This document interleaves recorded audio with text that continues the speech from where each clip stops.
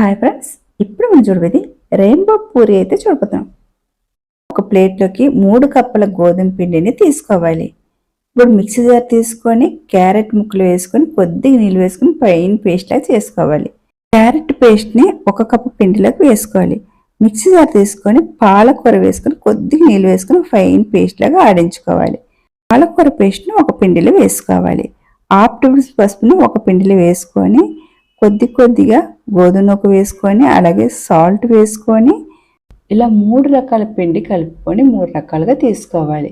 ఇలా తీసుకున్న తర్వాత ఒక్కొక్క పిండిని తీసుకొని ఇలాగా చపాతీలాగా వెడల్పుగా ఇలాగా పాముకోవాలి. ఇలా మూడింటిని ఇలాగా పామి తీసుకోవాలి. ఇలా తీసుకున్న తర్వాత ఇప్పుడు ఒకదానిపైన ఒకటి ఇలాగా 3 ఇలా పెట్టేయాలి. ఇలా పెట్టేసిన తర్వాత ఇప్పుడు రోల్ లాగా ఇలాగా చుట్టేయాలి. ఇలా చుట్టేసి చిన్న చిన్న ముక్కల కింద కట్ చేసుకొని పూరిలాగా పామేయాలి. ఆకుకూరలు బీట్రూట్ తినని పిల్లలకి ఇలాగ రెయిన్బో పూరి చేసేవ్వండి. చూడటానికి కలర్ఫుల్గా ఉంటుంది, చాలా ఇష్టంగా తినేస్తారు.